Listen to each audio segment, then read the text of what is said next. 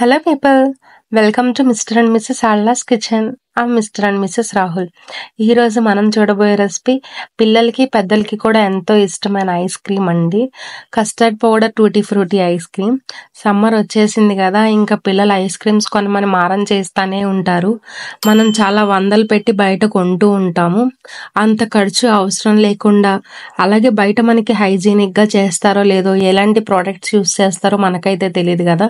మనం ఇంట్లో చేసుకుంటే గనక మంచి క్వాలిటీ ప్రొడక్ట్స్ యూస్ చేసుకొని పిల్లలకి పెట్టుకుంటాం కాబట్టి వాళ్ళకి హెల్త్ కూడా అంత ప్రాబ్లం కాదు. ఈ ఐస్ క్రీమ్ చేసుకోవడానికి చాలా ఈజీ అండి.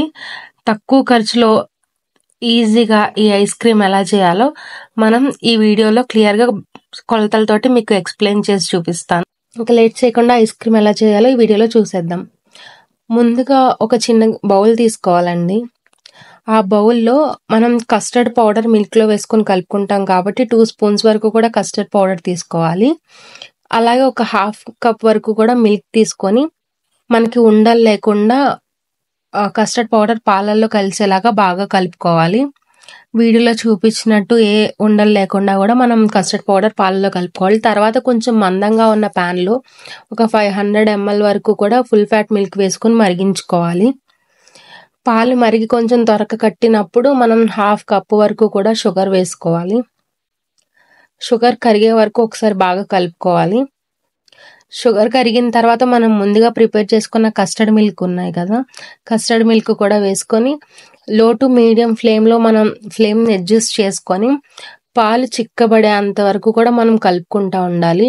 వీడియోలో చూపించిన కన్సిస్టెన్సీ వచ్చిన తర్వాత స్టవ్ ఆఫ్ చేసేసుకొని మనకి వీలుగా ఉన్న గిన్నెలోకి ట్రాన్స్ఫర్ చేసుకోవాలి. ట్రాన్స్ఫర్ చేసుకొని ఈ కస్టర్డ్ మిశ్రమాన్ని మనం ఒక 1 hour వరకు కూడా మనం ఫ్రిడ్జ్ లో పెట్టుకోవాలండి, చల్లబడేంత వరకు కూడా.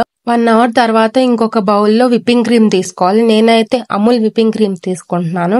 250 grams ప్యాకెట్ అయితే మనం తీసుకున్న కొలతలకి కరెక్ట్ గా సరిపోతుందండి.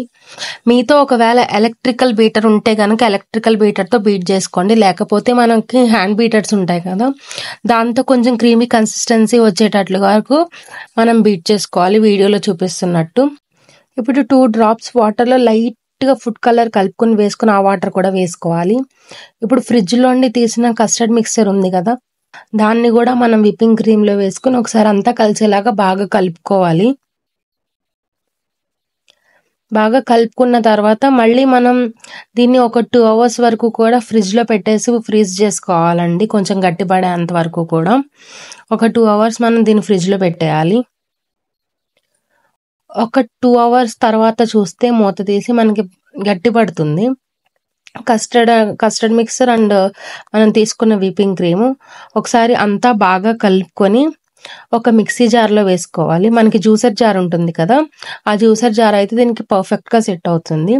మిక్సీ జార్లో వేసుకొని 2 pulses లో మిక్సీ చేసుకుంటే మనకి వీడియోలో చూపించిన కన్సిస్టెన్సీలోకి అయితే మనకి ఐస్ క్రీమ్ వస్తుంది.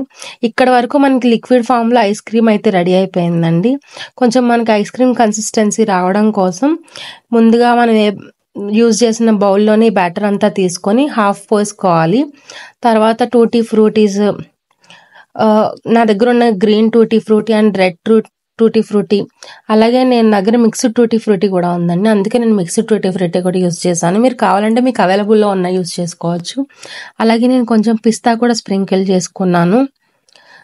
దాని తర్వాత మిగిలిన హాఫ్ కూడా లిక్విడ్ ఫామ్ లో ఉన్న ఐస్ క్రీమ్ పోసేసుకొని మళ్ళీ దానిపైన మన దగ్గర అవైలబుల్లో ఉన్న టూటీ ఫ్రూటీ స్ప్రింకిల్ చేసుకోవచ్చు.